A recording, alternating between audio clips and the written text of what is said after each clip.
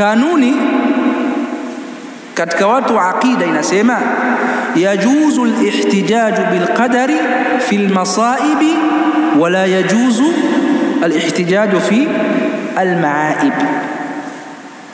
yajuzu al-ihtijaj bil qadari fi al-masa'ib la al-ma'aib. yajuzu al-ihtijaj bil qadari fi al-masa'ib la al-ma'aib. inajuzu kutolea hoja kwamba hii ni qadar katika masaib, yani misiba, matatizo yalokukumba ambayo si kwa khiari yako, si kwa khiari yako. Umetembea, gari imepata ajali, vipi bwana qaddara Allah ma shaa fa'al, umepata ajali, hiyo jaiz sababu msiba umekutokea, sio kwa irada yako, sio kwa matashi yako. Umeumwa, ulikuwa na ahadi na mwenzako mkutane kesho hukutokea, bwana mbona hujaja, mambo yetu yameharibika huku, bwana qaddara Allah ma shaa fa'ala, bwana leo nimeamka naumwa sana. Inafaa kwa sababu sio khiari yako. Usikuja sasa ngoja niumwe leo siende, ngoja leo niumwe nisiende, sio khiari yako. Lakini unatoka hapo unakusudia ngoja nikaibe viatu niende zangu, alafu unasema qadar wakati umekusudia mwenyewe. Umeona hiyo haifai. Hayo ndio maaib, yani mambo ya aibu, mambo ya maasiya. Umefanya maasi alafu unasema qaddara Allah ma shaa fa'al. Umetoka hapo umeenda zako kuzini, akramakumullah, Allah tukinge, alafu unaweza qaddara Allah ma shaa. Wakati umetoka umeazimia kabisa kwa maamuzi yako, huna maamuzi, pamoja na kwamba maamuzi yako yako chini ya maamuzi ya Allah subhanahu wa ta'ala, lakini una maamuzi. Allah amekupa maamuzi, akasemaje? imma shakiran wa imma kafura, inna hadainahu sabila imma shakiran wa imma kafura.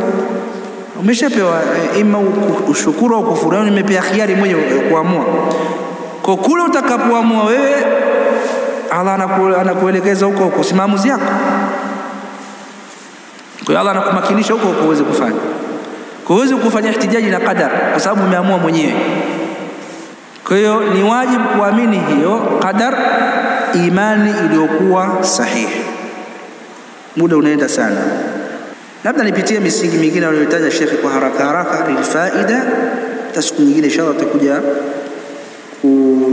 kuifafanua zaidi. Al-aslu athani, msingi wa pili katika misingi ya akida yetu ya Sunna wal Jamaa, al-iman qawlun wa amalun wa i'tiqad yazidu bit-ta'ati wa yanqusu bil-ma'siyah. Kwamba sisi tunaamini kwamba imani sio mdomoni. Kuna idadi kubwa ya watu wengi wanasema tu sisi tumeamini, khalas, wanasema hivyo alafu wanaendelea na maisha yao. Uone misikitini, uone katika amali zote za taa, uone wako tu wanasema sisi tumeamini. Waelewe kwamba al-imanu, taarifu ya imani inda ahli sunna wal jamaa, al-imanu qawlun wa amalun wa i'tiqad. Lazima iambatane na mambo matatu, kupatikana ndani yake kutenda, kuzungumza na kutoa shahada, shahada la ilaha illa Allah wa shahada anna Muhammadar rasul, na mengineyo. Wa amalun, kwanza wa i'tiqad, na kuitakidi, kisha wa amalun, na kufanya kazi. Amal, matendo ndio yanayosadikisha itikadi yako ya moyoni, na ndio maana akida ya Sunna wal Jamaa ni kwamba mtu anahukumiwa kwa matendo yake ya dhahir. Hatumhukumu mtu sisi kwa lile ambalo hajalidhihirisha, na ndio maana mtu kama hajadhihirisha alama za unafiki, huwezi kumtuhumu mwenzako kwamba ni mnafiki. Hayo mambo walikuwa kwa harakati. Mtu mwenzenu kaja Muislamu, naswali naye msikitini, Muislamu swali naye msikitini, umjui unini, unaanza tu unaelekea mnafiki yule. Mnafiki yule anaelekea yule jamaa. Alafu unaanza kusema napanda kwenye mimbar. Kuna watu wengine wanafiki, kuna swali na wanafiki humo. Subhanallah. Unajua anakusudia unafiki mkubwa kama kina Abdullah bin Ubay bin Salul. Unakufurisha Waislamu, subhanallah. Sheikh, mtu anakuja kuswali dhahiri Muislamu. Hukumu kwa Uislamu wake wa dhahiri. Na tunajua sisi hatari ya kumkufurisha Muislamu. Tunajua hatari ya kumkufurisha Muislamu.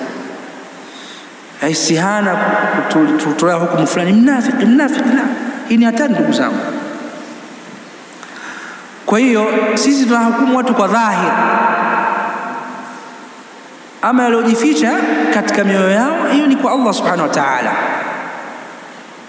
Na ndio maana maswahaba walikuwa hawajui wanafiki. Maswahaba wengi walikuwa hawajui wanafiki kwa majina. Kama sijakosea, Hudhaifa bin Yaman radhiyallahu anhu alikuwa anajua wanafiki kwa majina, si ndio?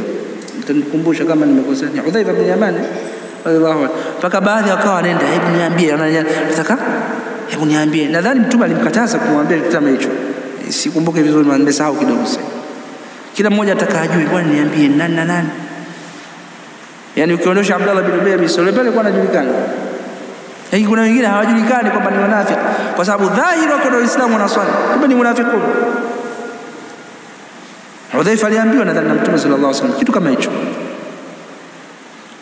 Ashahidi ni kwamba ndugu zangu, matendo ndio yanadhihirisha yaliyojificha katika mioyo. Na ndio maana Ahlus Sunna tunasema marawafidh wana hukumu ya munafiqun. Hawa wanaokufurisha masahaba, wanaomtusi Bibi Aisha radhiallahu anha na akida zingine, wanasema Qur'ani imepungua. Jibril alikosea kumpelekea wahi, badala ya kumpelekea Ali akampelekea Mtume sallallahu alaihi wasallam Muhammad ibn Abdullah. Hawa marafidh wanasema hivyo. Maneno yao yote haya, hizi zote ni alama za nifaq. Kwa hiyo wana hukumu ya munafiqun.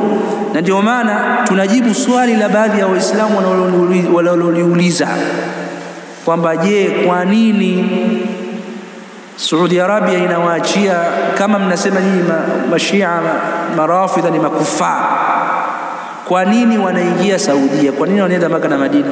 Kwa nini wameruhusiwa? Jawabu ni hili, ni kwa sababu wana hukumu ya munafiqun. Na wanafiki Mtume sallallahu alayhi wasallama aliacha kuwaua na kuwapiga lialla yatahaddatha an-nasu anna Muhammadan yaqtul ashaba, ili watu wa nje ambao si Waislamu wasije akasema Muhammad anaua masahaba zake wanaomfuata, ikiwa wale waliokuwa nao karibu anawaua, vipi sisi? Hapana, kaeni mbali na hiyo dini. Nikiwa ndio sababu wakadha leo hii laiti kama Saudi Arabia itawazuia marawafidh kukafara ambao wanatuhusi masahaba Mtume sallallahu alaihi wasallam, laiti kama itawazuia, dunia nzima ya kufari itazungumza. Saudi Arabia inawatenga Waislamu wenzao kwa sababu wao wanaona ni Waislamu tu. Bali si hivyo tu, hata hizi firaqu dhalla kama maikhwanul muslimuna mahizbiyuna watasema, kwa sababu wanajizuia za Saudi Arabia. Makhari yote watasema, kwa inakuwaje bwana simwaruhusu tu, khilafu gani hii maneno? Na wao wanasema la ilaha illa Allah, unajua na maneno ya ajabu ajabu. Kwa hiyo kwa kuangalia haya maslaha wakaacho, kwa sababu ana hukumu ya munafiq, wana hukumu ya munafiqun. Hilo ndio jawabu, kwa sababu hili linawasumbua sana watu. Jawabu lake ndio hilo. Kwa hiyo al-iman qawlun wa amal wa i'tiqad, lazima matendo yadhihirishe kile unachokiitakidi. Yazidu bitaa, hiyo imani inazidi kwa kumcha Allah subhanahu wa ta'ala. Wa yanqusu bil ma'siyah, na inapungua kwa maasiya. Ahli sunna wal jamaa tunaamini kwamba al-imanu yazidu wa yanqus, imani inazidi na inapungua. Makhawarij hawaamini kwamba imani inazidi na kupungua, wanasema imani ni imenyoka hivi, ikipungua ushakuwa kafiri. Yajibu iwe hivi kama barabara za kusini zimenyoka hivi, vilima kidogo sana kidogo. Kwa imani iwe hivi, ikipungua hivi shuka kafiri, toa shahada upya. Yani ukifanya maasi yatue kafiri. Ndio maana makhawarij wanakufurisha murtakibul kabira. Kinyume chake kwa upande mwingine kuna murjia wanasema imani ni kitu kimoja pia, haizidi haipungui, na imani ya watu wote inafanana. Hawa ni murjia Jahmia. Imani ya watu wote inafanana, sio murjiatul fuqaha kina Abu Hanifa. Ndio wasema imani yote inafanana. Imani ya Abu Bakar, wanasema imani ya Abu Bakar ni sawa na imani ya mtu yoyote, hata kama atafanya maasi ya kiasi gani. Maasi hayadhuru imani yake. Ni maasi lakini hayadhuru imani yake. Imani yake iko sawa. Kwa hiyo wanasema wao hakuna tofauti kati ya mafujar na wacha Mungu katika imani zao ziko sawa. Hivi inaingia akilini? Jitu zinzi ni Muislamu lakini zinzi kweli kweli. Linafanyaje na mtu anaojizuia na uzinzi, anaswali swala 5, mtu mwema anaswali qiyamul layl, imani zao zitafananaje? Haiwezekani. Kwa hiyo makhawariji wanasema imani iwe hivi, ikipungua kafir, maana yake wanakufurisha murtakibul kabira. Ahlus sunna wal jamaa tunasema imani ya Muislamu ikipungua hawi kafir, lakini inakuwa imani yake imepungua. Yani akifanya ovu, akifanya kabira katika kabairi dhunub hawi kafiri, lakini imani yake imepungua. Tunasema si kafiri, lakini imani yake imepungua. Alipofanya ile kosa imani yake imepungua. Wewe murjia tunasema imani ya mtu muovu haiwezi kalingana na imani ya mtu mcha Mungu, kama alivyosema Allah subhanahu wa ta'ala. Anasemaje? Am naj'alul muttaqina kal fujjar, am nataka tuwafanye wacha Mungu watu wema ni kama waovu, yani wako daraja sawa? Haiwezekani. Maana yake haiwezekani. Hii istifahamu inkari, istifahamu ya kukanusha kwamba haiwezekani. Kwa hiyo imani inazidi na kupungua. Mtu anapofanya maasi imani yake inapungua, anapofanya maasi imani yake imepungua, akitubu yale maasi na kufanya kheri imani yake inapanda tena, wa hakadha. Hiyo ndio imani ya sunna wal jamaa. Na miongoni mwa ushahidi, adila ziko nyingi, lakini Allah subhanahu wa ta'ala katika Qur'an suratul Anfal anasema innamal mu'minuna alladhina idha dhukira Allahu wajilat qulubuhum, hakika waumini wa kweli ni wale ambao akitajwa Allah nyoyo zao hutetemeka, huathirika. Kuna baadhi ya watu Qur'ani inasoma wala haathiriki, Allah anatajwa wala haathiriki, anatishiwa na adhabu za Allah wala haathiriki wala hashtuki. Lakini muumini wa kweli anashtuka, akiwaambia ittaqillah anashtuka, subhanallah, astaghfirullah, atubu ilayhi. innamal mu'minuna alladhina idha dhukira Allahu wajilat qulubuhum wa idha tuliyat alayhim ayatuhu, na wakisomewa aya zake Allah subhanahu wa ta'ala zadatuhum imana, zinawazidishia imani. Na kwenye lugha kitu ukiambiwa kinazidi maana yake kilikuwa kimepungua. Hakizidi, kikizidi maana yake kinaongezeka, kinyume chake ni kupungua. Dalili iko wazi. Makhawarij wanasema la, haizidi wala kupungua. Murjia wanasema haizidi wala kupungua. Sasa usikhalifu Qur'an. Haya, utasemaje sasa masalafi wako sawa na hayo makundi? Huu ndio usalafu. Salafu unaangalia dalili, Qur'an inasemaje, sunna zinasemaje, alafu ndio tunafuata. Ama wao akili zao tu, hana dalili yote wala hoja, akili zao tu. Kwa hiyo huu ni msingi muhimu ndugu zangu.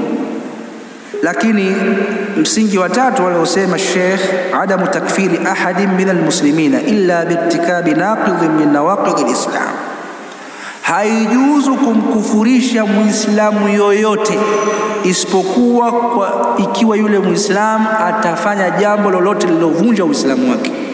Muislamu anayekufurishwa ni yule ambaye amefanya jambo linalovunja uislamu wake, tena kwa vidhibiti.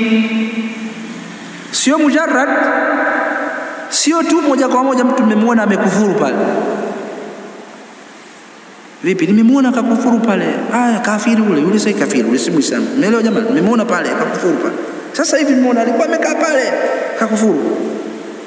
Alikasema kata maneno ya kufuru. Kwanza leo sio kafiri. Uruhusi kuingia msikitini, kafiri. La ya Sheikh. Inawezekana kweli kafanya kitendo cha kufuru au amesema neno la kufuru. Inawezekana. Lakini hajui maskini. Au anajua ndio sahihi hiyo, au ana shubha, au ana ta'wil fasi. Kwa lazima aulizwe, bwana umesema hivi, unajua hili ni kosa? Kumbe subhana, mimi nilikuwa sijui. Au bwana mimi naona si kosa kwa sababu kadha na kadha na kadha. Hiyo ni shubha. Sasa hakufurishwi mpaka hii shubha iondolee. Halafu wewe una mamlaka kweli ya kukufurisha mtu? Hilo nalo lieleweke. Maka wewe una mamlaka hiyo? Kwa huu ni mlango khatirun jiddan, ni mlango hatari. Si kila mmoja anaweza toka kufurisha kafiri, la abadan.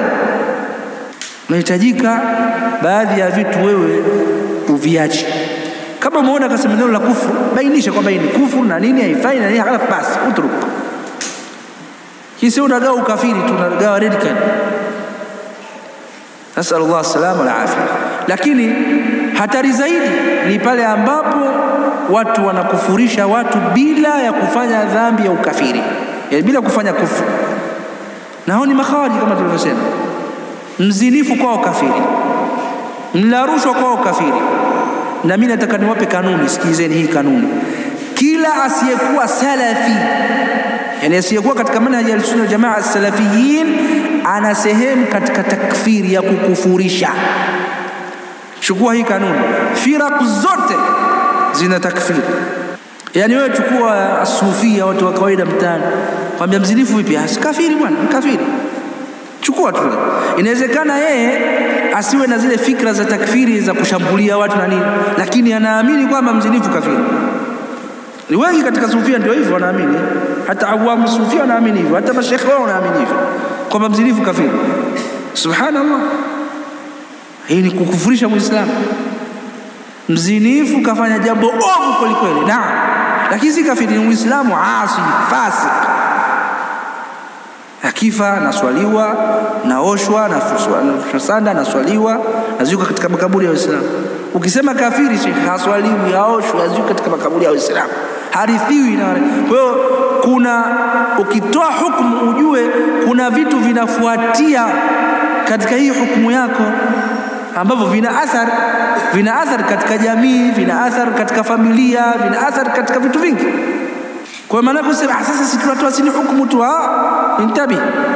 Sheria mpaka inatofautisha, ujue kuna maslahi makubwa, imeangalia mbali. Wazi ndugu zangu? Naam. Kwa hiyo huo ni msingi. Tumalizie na hii msingi iliyobaki. Nadhani tutaishia msingi wa 4 ambao nadhani tushauzungumza kule. Hapa ni kama kukumbusha tu. Ujubu taati ulati umuri almuslimina ma lam ya'muru bima'siyah, wajibu wa kuwatii viongozi wa Uislamu pale ambapo hawakuamrisha maasi. Na hata viongozi wasipokuwa Waislamu, maadamu mko chini yao, kwa sababu khuruji na mafsada, kutoka katika taa yao kuna mafsada. Yajibu ta'atuhum fi ghairi ma'siyatillah, ni wajibu kuwatii katika yasiyokuwa maasi, ili kuleta amani na usalama na kuepukana na kila aina ya fujo na vurugu. Huu ni msingi mkubwa sana katika misingi ya ahli sunna wal jamaa, na tushaeleza sana katika mihadhara mingine. Kwa hiyo mimi kwa upande wangu ni washukuru ndugu zangu wa hapa na Nyanga, na wa kwanza wao kumshukuru ni shekhe wetu Sheikh Jamali Mpwahika kwa kwanza kutupa supporta. Kwa hiyo nawashukuru sana, na nawashukuru ikhwa wote hapa na maduati wengine. Sheikh nani hapa mwingine? Sheikh Chindamba yuko hapa? Mashaallah. Nashukuru bwana, nyote mmetukaribisha hapa. Sallallahu ala nabina Muhammad wa ala alihi